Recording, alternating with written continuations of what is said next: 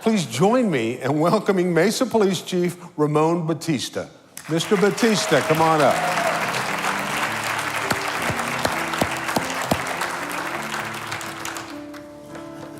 How are you? Good to have you here. I thought they would have played like Bad Boys, What You Gonna Do, or something like that. But welcome to Mesa Morning Live, and welcome to Mesa, and tell us a little bit about your journey to be here. Well, my name is Ramon Batista. I was born in Los Angeles, California, but was raised in Tucson, Arizona. I always wanted to be a police officer since I think my earliest recollection is 10 years old, and got to live out my dream in Tucson for 31 and a half years. I did everything that there was to do there with just really a couple of exceptions, but this is just an amazing opportunity that came up the first part of this year, and I'm simply honored and blessed to have the opportunity to be a part of the community and to be a part of this really terrific organization at the City of Mesa and Mesa Police Department. So how long have you been in your current role? It's just been a short time. So Charles and I have something in common here. 6 weeks.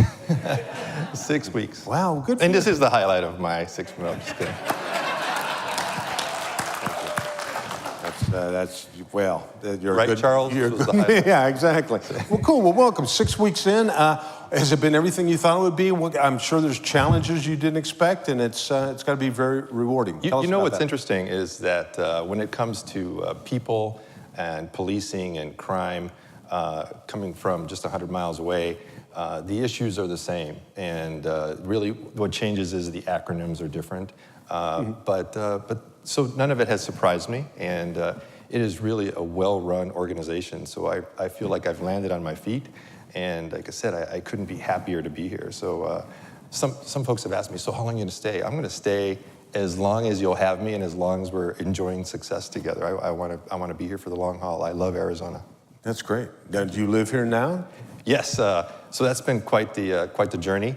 Our house finally closed last week, and so now I'm in the midst of trying to get it painted, move in, all those kinds of things that all happen when you're trying to run an organization as large as ours.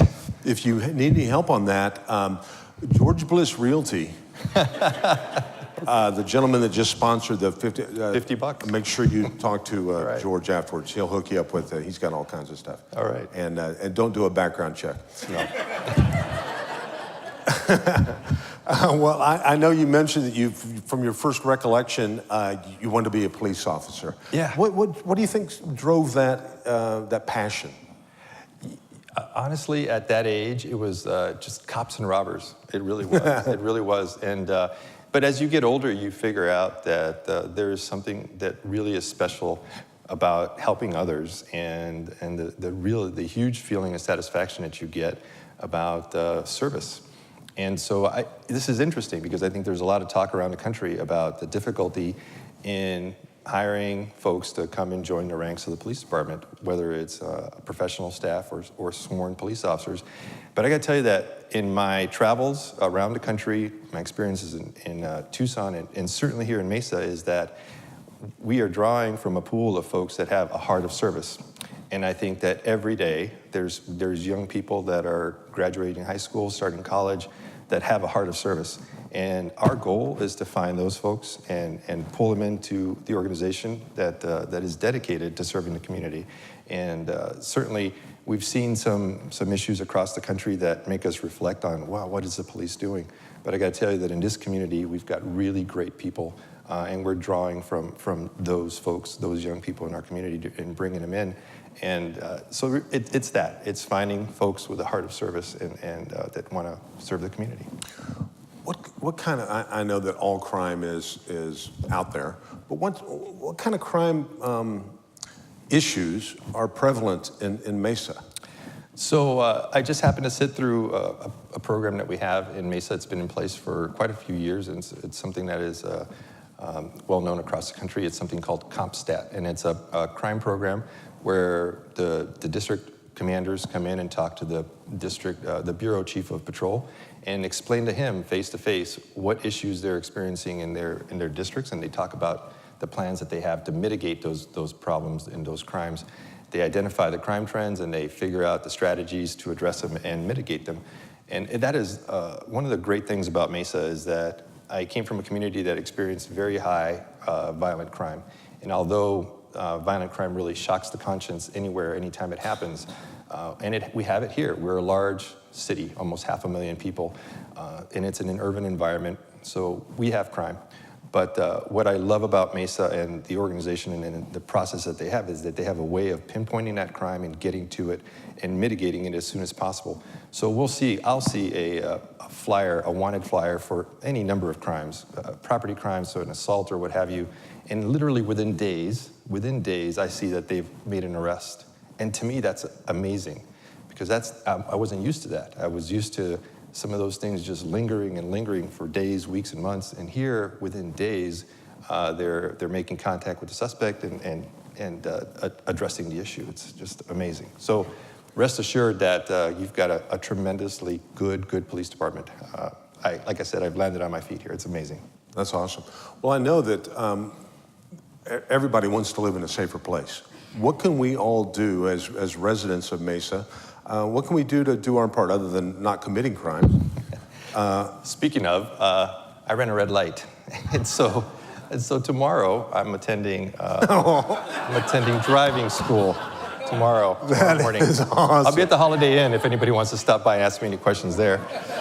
Taking my 4-hour course. How does that happen? Like a Barney Fife, citizens arrest, citizens arrest. I saw you running a red light. That is beautiful. If it'll help at all, I would be more than happy to write a letter to get you out of this. Too late. I should have come here sooner. That's awesome. So what can we do as citizens? I think that when we're driving, let's just focus on that for a second. We got to pay attention, and especially at our intersections. You know, red light running is one of the major contributors to traffic accidents around our city. And it has many repercussions, from just property damage to loss of life. And you know that we've had a lot of pedestrian fatalities in the city, so I think that it is incumbent upon drivers and pedestrians to pay attention when they're near the roadways or on the roadways. I think that a good way to stay connected is to follow us on Twitter, at Mesa PD. Follow me on Twitter, at rbatista10. Follow us on Facebook, because it's not that we're asking you to get on Twitter and then all of a sudden you have to engage on Twitter and all that. But you know what? If you're following us on Twitter, then you're going to know what's occurring in the city, whether it's good, whether we've got a major situation, we've got an area shut down, an intersection that's got an accident. You're going to get that information right on your handheld device. And it's simple, it's easy, and it's also a way to communicate with us. If you see something and you want to bring it to our attention, by all means. So how do we all work together to make this a safe community? We stay engaged. Our neighborhoods are a huge component of that. One of the things that I'm going to emphasize to our patrol districts, our district officers, is the level of engagement. So crime control is of great importance to me. And I'm going to make sure that we stay on top of public safety and crime control. But what is equally important to me is making sure that public perception of the police department and our level of engagement, our level of empathy, our level of ability to simply listen. When you get pulled over and there's something that caused for you to break a traffic law, I want our officers to listen. I want our officers to be able to hear you out. And you may or may not get a citation, but what's important is that you will know that from our perspective you have a voice, and that's the kind of citizen satisfaction that I'm going to pursue. And it's not to say that it's not here, but it's my job to make sure that we make it even better. You know, I like to think of myself as a problem solver. This just came into my head. I haven't really figured it out yet. I don't know if there's some flaws in the thought process, but maybe we could encourage, if we see somebody that's about to run a red light, we could text them. Texting and driving, that would be, no, don't text and drive. No. Oh, that. I hadn't thought that all the way through. But we did. Yeah, that is I joke about it, but that's a huge issue. It is. When you're driving around, the next time you just look around, I mean, pay attention to the road, but at a red light, look at all the people around you on their phones. Yes. Just, leave the phone alone. And I think it's incumbent upon all of us, right, to be responsible to not do that while we're operating a motor vehicle because it is hugely unsafe. And it's all of our responsibilities. Right. I'm sure that somebody might have a question. I don't know if we've got an ability to get a mic to you, but if you'll raise your hand. The acoustics in here are so awesome that you can probably just holler out a question if you've got one for Chief. Is it Chief Batista? Yeah, it's Ramon Batista. It's Ramon. It's, okay. it's Chief whatever Ramon you want to call me. Anybody got a question for him? Right here in the middle. Holler it out. I just want to know, when you got that ticket for that running the red light, were you in uniform or did they know who you were? Was it a photo ticket? You know who I am. It was a photo ticket, and it was myself, my wife, our daughter, and we were a little harried. You know, I didn't know the area yet. It was we were meeting the realtor, and I was like, "Where am I supposed to go?" And it just inattention. So we were off duty. It was even before I took office. It was I want to say July 28th or something like that, or prior to, I can't remember, but right before I took office. So it was a photo ticket. Yeah. You know, there's an old joke about a guy that got the photo ticket in the mail, and so he sent a picture of a $100 bill in with his ticket, and then they sent a picture of a jail, and so he went to driving school. So good move on your part. I stopped by the office within the police department that processes red light tickets, and just meeting them right for the first time, and I said, "You know where this is going." So it must have been between the ticket being in process still because they hadn't seen it. But I said, "Hey," "you guys probably already know who I am, right? Because of what you do." And they're like, "No." They're like, and then they like, John's like, "Did you get a ticket?" I said, "No, but I'm going to." I said, "So it's going to be coming through here." I said, "Make sure it flies through like normal." And they're like, "Oh, okay, we will do." So. The technology behind those is so incredible. I got a photo radar ticket a number of years ago. It was so clear that I actually used that as my driver's license photo. That's They're good. How pretty come good the photo? technology. Okay, I got a beef. How come the photo radar tickets are so good, but yet when like a Circle K gets held up or something like that, the camera just you can't even tell if that's a human. Can't we use some of the technology from if a guy's moving at 80 miles an hour, which I happen to be, 80. It was a school zone, so I kept it down. What year was that? Yeah. It was prior to you being here, Chief. Oh. You were in Tucson. This was not your jurisdiction then. But no, it's just, anyway. Well, welcome. And I saw we had a question right here in the front. Shelley. My daughter runs that department at ATS, so we should have her come. You could have gotten out that way. She runs the ticket, the photo thing? She's kind of, yeah. Oh, wow. I had a tour of ATS as well. And I told them, I said, "Hey, by the way, my face is coming through here." So they got a good laugh out of it too. I got two questions. One's from Bob. Are you getting questions here? Yes, Bob, I'm getting questions. That's the only Not on question your I phone, have. not the text message. See, there's a lot of technology going on here. Yes. And by the way, that's something else. I pull up next to an officer, and he's got the laptop. He's got he's sending faxes. I might be making that part up. He's got a tanning bed in the back seat. There's a whole lot of technology. And a ride-along, and somebody ride-along. I did that Mesa ride-along thing once. You should, everybody should. I was in the back seat, but my point is, back in my crazy days, I'm just kidding, officer. What year was that? But no, you've got to be, the officers have got to be well versed, and you got to be a sharp cookie to be an officer. Yes, we go through quite the vetting process to get to the stage where an officer is by themselves. As a matter of fact, that's the important part of making sure that we continue through and making sure that we're recruiting and vetting and hiring the best people. It takes 11 months. 11 months from the time that they come in through the door and the time that they're done with training and can operate by themselves, which is the ultimate goal of having an officer to be out there by themselves, handling calls and doing the work. 11 months, it's a long time. By the way, I said smart. You got to be a sharp cookie. That is not a good name to call an officer if he pulls you over. Just don't call him sharp cookie. It doesn't impress them at all. Any other questions? I saw a hand or two go up. Somebody had a question and then thought better of it. What would you like to see if you could challenge all of us, and not just here in the audience, but watching on TV? Mesa's a great place to live. Absolutely. And I know you feel that way or you wouldn't be here. What can we do? What would you like to see people do to make it an even better place? You know, I got to tell you that coming to the community and seeing the level of engagement and support from my bosses at City Hall, the elected officials that do it, not just privately, but publicly, and then going out into the community and meeting everyone and listening to the support that they have for us has been amazing for me. Certainly a huge positive change over the 31 years of experience that I have.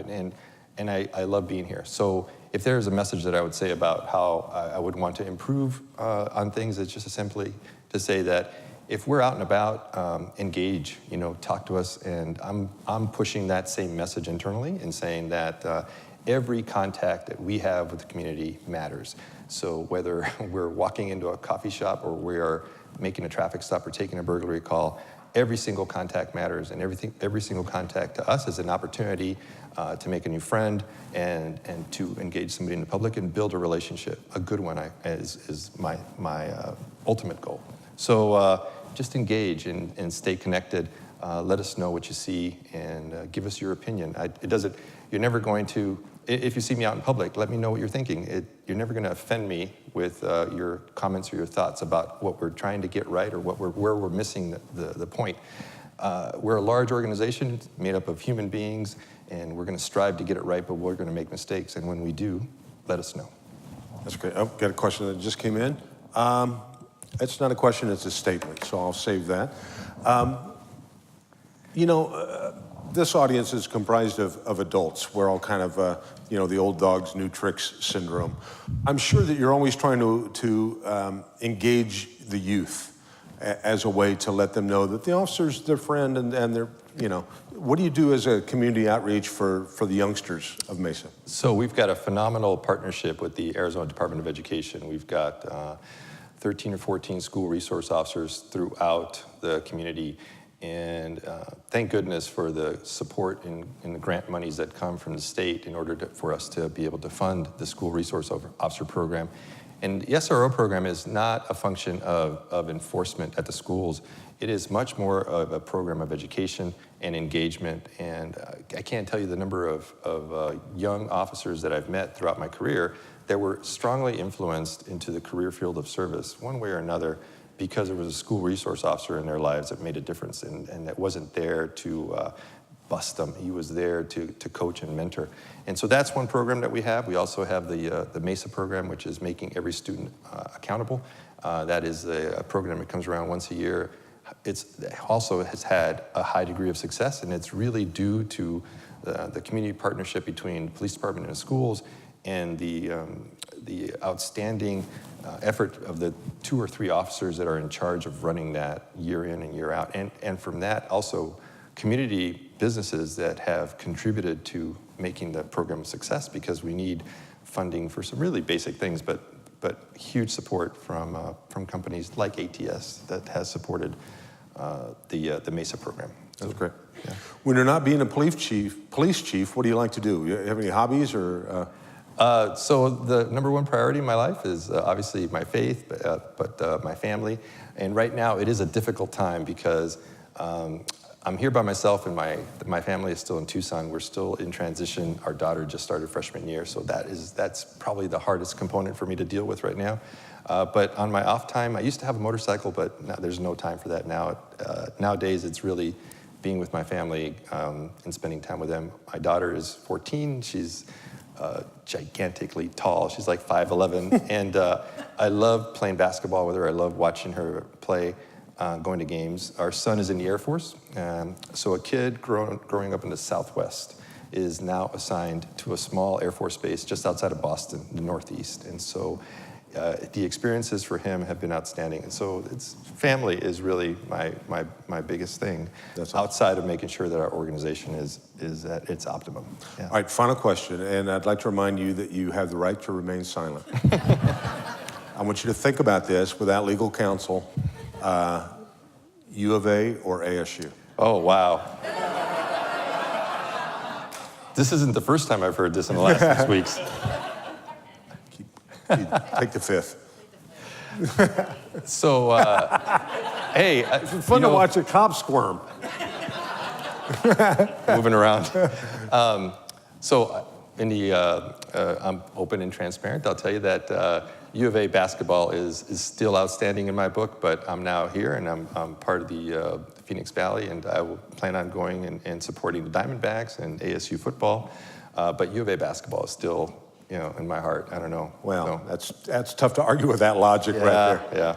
Well, we appreciate you taking, I know you're busy, 6 weeks in, you're a busy man. Thanks for taking time out of your busy schedule to come here and class up our act. Women love a guy in uniform. When I was a kid, I heard that and I went to work at Wendy's, and it's not near the same effect. But we appreciate you being here and classing up Mesa Morning Live. So how about a big round of applause for Chief Ramon Batista. Thank you, sir. Appreciate you being here.